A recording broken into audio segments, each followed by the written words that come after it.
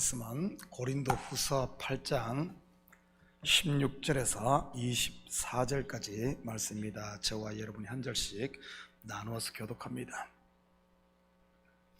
너희를 위하여 같은 간절함을 디도의 마음에도 주시는 하나님께 감사하노니,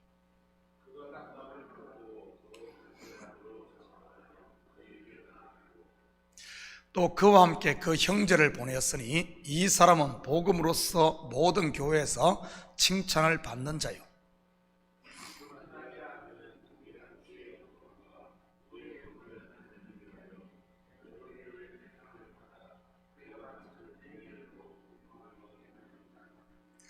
이것을 조심하면 우리가 맡은 이 그에게 연보에 대하여 아무도 우리를 비방하지 못하게 하려 함이니,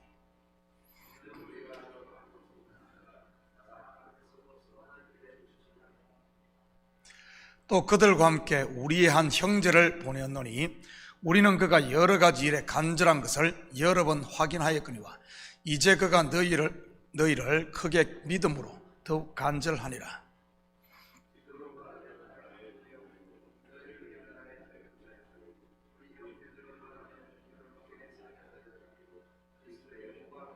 함께 읽겠습니다. 그러므로 너희는 여러 교회 앞에서 너희의 사랑과 너희에 대한 우리 자랑의 증거를 그들에게 보이라. 아멘. 좋은 아침입니다. 오늘 본문은 어제 새벽에 살펴본 연보에 대한 이론적 권면을 마치고 고린도 교회에 파송한 연보 위원들을 세우는 이런 내용입니다. 그런데 연보를 통하여 성도 간의 화해를 이루고 영적 교제를 나누는 일에는 여러 가지 조심해야 할 일들이 많습니다. 왜냐하면 비록 연보가 받은 은혜와 사랑의 표시를 할지라도 물질과 관련되어 있고, 이 물질이란 속성상 신중하게 취급하지 않으면 오해와 의심을 불러일으키기 때문이지요. 우리말에도 견물생심이라는 말이 있지 않습니까? 물질을 보면 이 욕심이 생길 수 있다는 말입니다. 바울은 이미 고린도 교회에 들어온 유대주의자들로부터 이 연보를 착복했다는 비난을 받은 바 있습니다. 그러기에 모처럼 이런 고린도 성도들과 이 화해를 연보로 인해서 방해받지 않고 온전히 하나님께만 영광 돌리드리기 위해 신중에 또 신중을 기하면서 이 연보 위원들을 선출하고 파견하게 된 것이지요. 그렇다면 어떤 사람들이 이 연보 위원으로 보내졌는지 같이 살펴보도록 하겠습니다. 16절 17절입니다. 너희를 위하여 같은 간절함을 디도의 마음에도 주시는 하나님께 감사하노니 그가 권한을 받고 더욱 간절함으로 자원하여 너희에게 나아갔고. 먼저 이 일의 총책임자라고 할 수 있는 사람이 이 바로 디도입니다. 디도, 타이터스는 그 이름으로도 알 수 있듯이 그는 헬라 사람으로 그 이름의 뜻은 공경하다 이런 의미입니다. 그는 바울의 동역자이며 초대교회 지도자 중 이 한 사람이었지요. 그의 이름은 사도행전에는 나타나지 않지만 바울 서신에만 13번 이렇게 등장을 하는데 이 본문 고린도 후서에서만 이 9차례 기록되어 있습니다. 특별히 디도는 바울과 고린도 교회 사이에 있었던 여러 오해들을 해결하는데 아주 중추적인 역할을 했던 사람입니다. 다시 말해 바울의 선교 사역 중 가장 힘들고 어려웠던 시기에 바울을 도왔던 사람이 이 디도입니다. 우리도 어려웠을 때 받은 도움은 평생 잊지 못하듯이 바울이 디도에 대해 갖는 마음이 이와 같았음을 알 수 있지요. 후일 바울은 디도와 함께 그레데섬으로 전도를 갔었는데 그곳에 그를 남겨둠으로써 그레데 교회를 돌보게 합니다. 그때 바울로부터 받은 편지가 우리가 잘 아는 디도서인 것입니다. 전성에 의하면 그는 그레데 교회 감독으로 사역하던 중 바울로부터 니고볼리로에서 만나자는 요청을 받습니다. 확인해 볼까요? 디도 3장 12절입니다. 내가 아데마나 두기고를 내게 보내리니 그때 내가 급히 니고볼리로 내게 오라. 내가 거기서 겨울을 지내기로 작정하였노라. 그리고 거기서 그는 근처의 달마디아로 전도여행을 갑니다. 이 달마디아는 지금의 유고슬라비아이지요. 사도 바울이 고린도 성도들에게 간절한 마음이 있듯 이 디도 또한 같은 마음으로 바울의 사역을 도왔던 이 바울과 마음이 통하는 이런 동역자요 동무가 바로 디도였던 것입니다. 그런데 바울은 이처럼 마음이 서로 통하는 것에 대해 하나님께 오히려 감사하고 있습니다. 이 말은 성령 안에서 서로 교통하고 있었다는 이런 의미지요. 우리말에 이심전심이라는 말이 있듯 목회를 하다 보면 저도 이런 경험을 자주 하게 됩니다. 꼭 목사가 말을 하지 않아도 서로 같은 마음을 가지고 있는 경우들 말이지요. 바로 성령이 교통하고 있다는 증거 아니겠습니까? 성경에 보면 디도와 비슷한 이름의 또 한 사람의 바울의 동역자가 나옵니다. 바로 디모데입니다. 그의 어머니는 유대인이요 아버지는 헬라인으로서 이 디모데는 혼혈이지요. 그 또한 바울이 아들처럼 여겼던 후배 동역자였습니다. 바울이 선교 사역을 성공적으로 감당할 수 있었던 것은 이런 서로 마음이 통하는 동역자들과 많은 돕는 손길이 있었기에 이 가능했던 일 아닐까 생각합니다. 이것은 지금 목회를 하는 저에게도 이 마찬가지지요. 마음을 같이 하는 동역자들과 일꾼들이 있을 때 교회가 힘을 얻고 성장하는 것이니까요. 사실 각 교회들을 다니며 연보를 거두고 또 관리하며 예루살렘까지 전달하는 일은 가장 힘든 사역 중에 하나였습니다. 요즘도 가장 힘든 분야 중 하나가 이 펀드레이징 아닙니까? 거기다가 돈을 관리하고 전달하는 일은 이 보통 위험한 일이 아닙니다. 지금이야 은행을 통해 송금하면 되지만 당시에는 사람이 직접 운반을 해야 했지요. 지금처럼 100불짜리 지폐도 아니고 전부 동전으로 말이지요. 한마디로 목숨 내놓고 해야 하는 일이라고는 할까요? 이런 일임에도 디도는 간청함으로 자원했던 것입니다. 저는 우리 성도들 속에도 이런 간절함과 자원함 그리고 성령으로 서로 마음이 하나 되는 이런 역사가 있기를 축복합니다. 다음으로 소개되는 사람이 그 형제, 이름은 나오지 않지만 그 형제라는 사람입니다. 이 사람은 복음으로서 모든 교회로부터 칭찬받는 이런 사람이었지요. 19절입니다. 이뿐 아니라 그런 동일한 주의 영광과 우리의 원을 나타내기 위하여 여러 교회의 택함을 받아 우리가 맡은 은혜의 일로 우리와 동행하는 자라.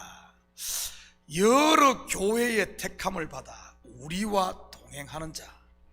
여기서 우리는 연보를 다루는 바울의 신중함을 엿볼 수 있습니다. 연보위원회 자기의 사람만 세우지 않았다는 사실입니다.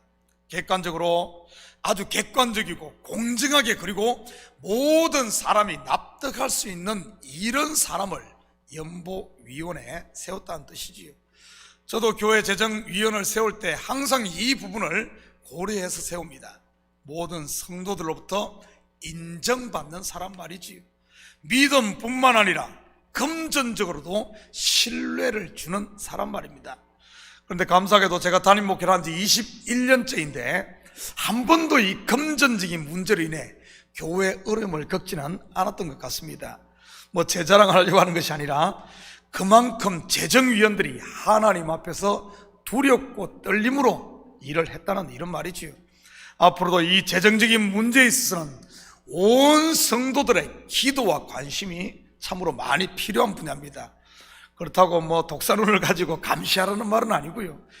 헌금에도 열심히 참여를 해야 되지만 함께 교회에 관심을 가지고 함께 세워가야 된다는 뜻입니다. 헌금만 하면 내 할 일 다 했다는 식의 이런 태도는 절대 바람직한 태도가 아닙니다. 그래서 우리가 재직회를 통해 교회의 재정 상황을 함께 공유하는 것 아니겠습니까? 21절입니다. 이는 우리가 주 앞에서뿐만 아니라 사람 앞에서도 선한 일에 조심하려 함이라. 호사다마란 말이 있듯 좋은 일에는 반드시 사단의 방해가 있을 수 있다는 사실이지. 지금 이방 교회들이 예루살렘 교회가 당한 어려움을 돕는 연보는 물질 그 이상이었습니다. 유대인과 이방인이라는 이 오랜 장벽을 허물고 그리스도를 영접했음에도 이 율법의 껍질을 벗어나지 못하고 있는 유대 크리스찬들을 돕는 일이었으니까요. 실제로 이 연보로 인해 유대인과 이방인이 그리스도 안에서 하나 되는 극적인 계기가 됩니다. 왜냐하면 유대인들이 얼마나 이 자존심이 셉니까? 거기다가 이방인들을 사람 취급하지 않았잖아요. 그들이 비록 예수 그리스도를 영접하고 교회 안에서 하나가 되었지만 예루살렘 교회 안에서조차 이방인과 유대인들의 문제가 끊임없이 일어났던 것입니다. 그러기에 바울은 이 하나님 앞뿐 아니라 사람 앞에서도 이렇게 신중을 기했던 것입니다. 왜냐하면 이 일이 물질 이상의 어떤 그런 의미를 가지고 있었기 때문이지요. 23절입니다. 디도로 말하면 나의 동료요, 너희를 위한 나의 동역자요, 우리 형제들로 말하면 여러 교회의 사자들이요, 그리스도의 영광이니라.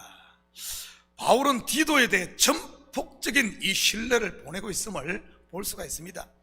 여기서 여러 교회의 사자들이란 지금 그가 여러 교회를 맡아서 사역하고 있다는 뜻 같습니다. 지금과는 달리 당시에는 한 목회자가 여러 교회를 맡아서 하는 경우가 많았습니다. 왜냐하면 지금처럼 목회자가 이렇게 많지 않았기 때문이지요.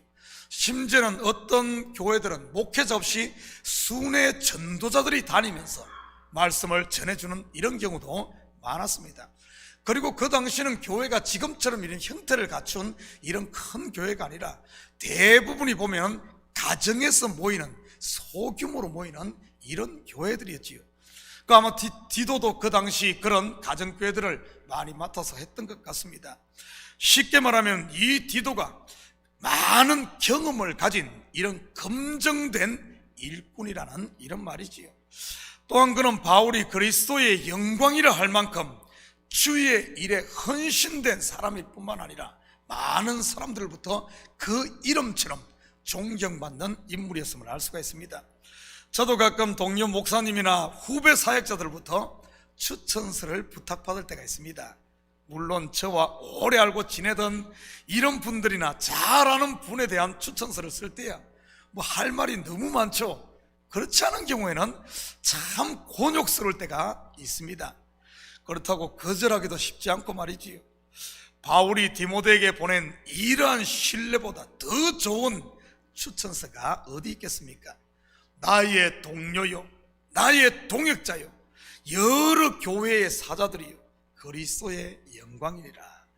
저는 우리 성도들이 서로에게 이 바울이 디도를 신뢰한 것처럼 서로를 좀 신뢰하고 또 신뢰를 받을 수 있기를 축복합니다. 혼자 따로 놀지 말고요. 정말 어떻게 보면 서로 동역하고 함께 할 수 있을 때, 서로 마음을 나누고 서로 신뢰할 때 이 적은 힘들이 모여서 큰 역사를 내는 것 아니겠습니까? 이 연보가 그런 것 아닙니까? 여러 교회들이 함께 협력했을 때 이 예루살렘에 당한 이 큰 기근, 이 어려움도 이겨나갈 수 있었던 것 아니겠습니까? 나는 우리 성도들이 교회 생활하는 데 있어서 가끔 가다 보면 그런 경우가 있어요. 혼자만 잘났다든지 아니면은 너무 이렇게 외돌토리로 이렇게 하는 그런 모습 보면 참 안타까울 때가 있습니다.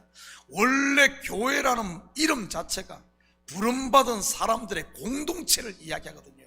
서로 함께 할 때 어떤가 하면은 우리의 신앙이 서로가 서로에게 도전을 주면서 끌어주고 밀어주고 당겨주면서 가는 것이 교회의 형태인데, 그렇게 올리지 못하고 따로 마음을 닫고 있다 보면 이거는 참 신앙은 혼자 하는 것이 아닙니다. 하나님께서 공동체로 묶어준 이유는 하나님은 보이지 않지만 보이는 형제 속에서, 우리 성도들 속에서 하나님을 만나는 거거든요. 서로 그렇게 되는 겁니다. 연보도 마찬가지인 거고요. 신앙생활을 같이 하면서 어떤 분 또 헌금에 대해서 너무 인색하다든지 따로는 그것도 겉으로는 몰라도 신앙이 자라지를 않습니다. 자라질 않아요. 봉사도 똑같습니다. 같이 협력하고 함께 할 때 그것이 교회만을 위한 것이 아니라 결국에는 본인의 신앙이 성장하는 길이거든요. 좀 이런 것들을 우리가 바로 알아서 모든 일에, 교회 일에, 헌금 생활뿐만 아니라 봉사, 예배, 모든 것이 함께 동참하면서 서로가 서로에게 어떻게 보면은 추천서가 될 수 있는 이런 성도들 됐으면 좋겠습니다. 사랑하는 성도 여러분, 오늘 하루도 여러분이 어떤 삶의 현장에 있든지 우리 한 명 한 명은 전부 디도처럼 신실한 동역자로 부름받았다는 사실을 잊지 마시고, 하나님에게 뿐만 아니라 사람에게도 칭찬 듣는 이러한 신실한 정인으로 사는 이런 복된 하루 되시기를 주님의 이름으로 축복합니다. 같이 기도하십시다. 사랑의 아버지 하나님, 참으로 감사드립니다. 이 새벽을 깨우시고 우리를 또 함께 공동체로 묶어주셔서 기도하게 하시고 관심 갖게 하시고 서로 돌보게 하심을 참으로 감사드립니다.